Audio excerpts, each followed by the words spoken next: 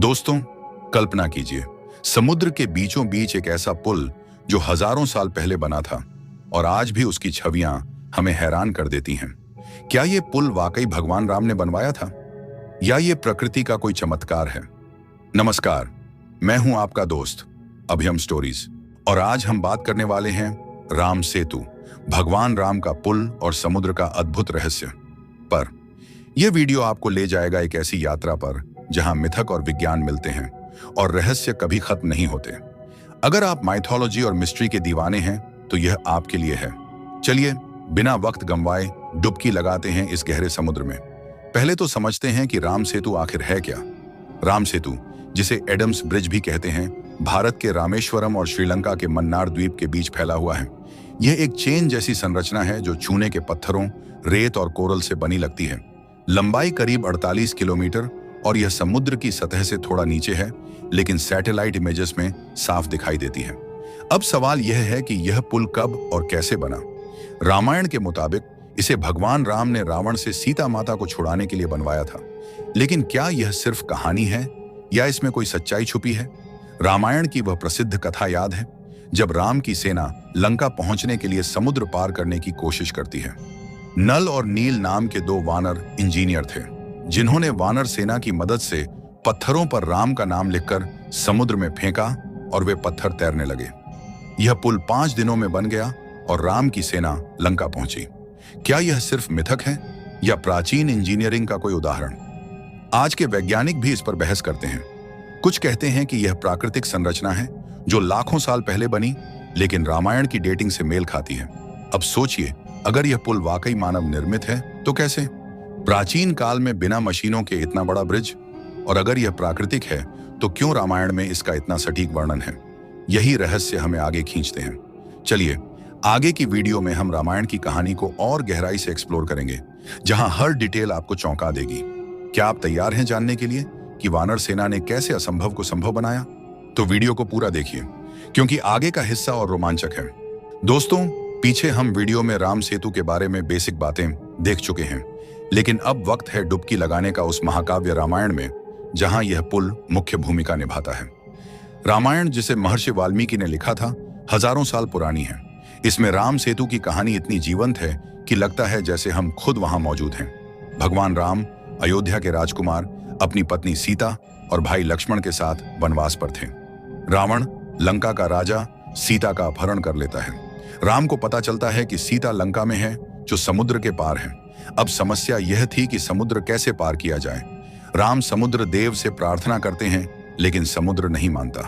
तब राम क्रोधित होकर बाण चलाते हैं और समुद्र डर जाता है। समुद्र देव सलाह देते हैं कि नल और नील, जो विष्णु के अंशावतार हैं, पुल बना सकते हैं। वानर सेना इकट्ठा होती है। सुग्रीव, हनुमान, जामवंत सब मिलकर काम शुरू करते हैं।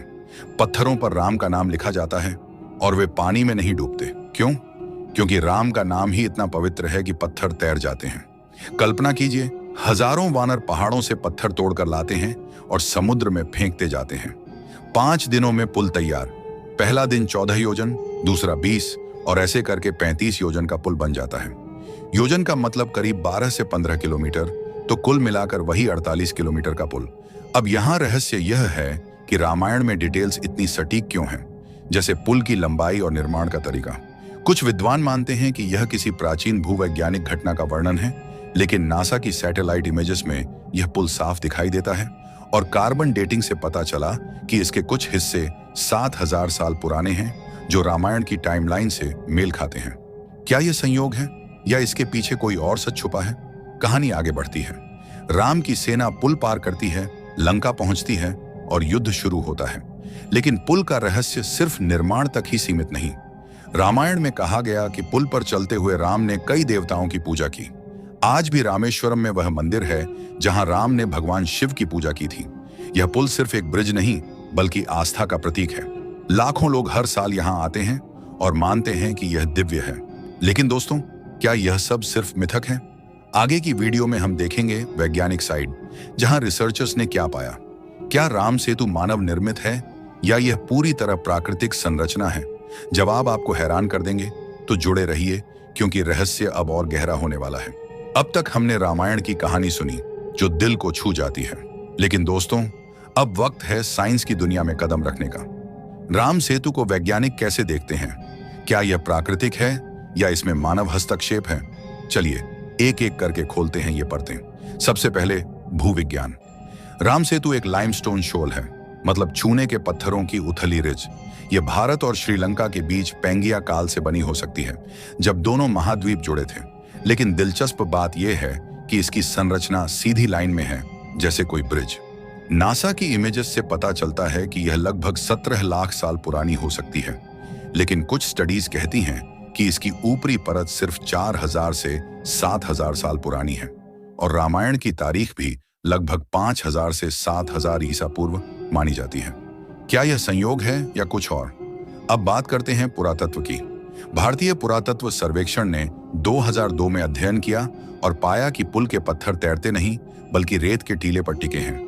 लेकिन एक रिपोर्ट में कहा गया कि कुछ पत्थर ऐसे दिखते हैं जैसे मानव ने उन्हें रखा हो, क्योंकि उनकी आकृति एक जैसी है।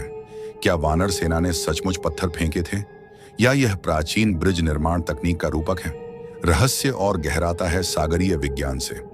समुद्र के नीचे धाराएं ऐसी हैं कि रेत जमा हो जाती है, लेकिन क्यों सिर्फ यहीं? कुछ वैज्ञानिक कहते हैं कि यह आइस एज के दौरान एक लैंड ब्रिज था, जब समुद्र का स्तर नीचे था। इंसान उस पर चलकर यहां से वहां जा सकते थे। लेकिन राम सेतु में मिले परागकण और कोरल्स करीब 7000 साल पुराने हैं, जो मानव गतिविधि की ओर इशारा करते हैं। अब एक बड़ा सवाल, पानी में पत्थर तैरना। रामायण कहती है राम नाम से पत्थर तैरे। विज्ञान कहता है प्यूमिस स्टोन, जो ज्वालामुखीय पत्थर है, पानी पर तैरता है। क्या प्राचीन लोगों ने ऐसे पत्थर इस्तेमाल किए थे, या यह सचमुच एक चमत्कार था? एक थ्योरी यह भी है कि प्राचीन भारतीयों ने कोरल ग्रोथ को कंट्रोल करके पुल बनाया होगा। विवाद भी कम नहीं। श्रीलंका सरकार कहती है यह प्राकृतिक है, लेकिन भारतीय वैज्ञानिक कहते हैं कि इसमें ऐतिहासिक महत्व है। 2007 में सेतु समुद्रम प्रोजेक्ट रोक दिया गया, क्योंकि लोग मानते हैं यह राम का पुल है। क्या राजनीति और आस्था मिलकर रहस्य को और गहरा बना रही है? दोस्तों, ये तथ्य आपको सोचने पर मजबूर कर देंगे।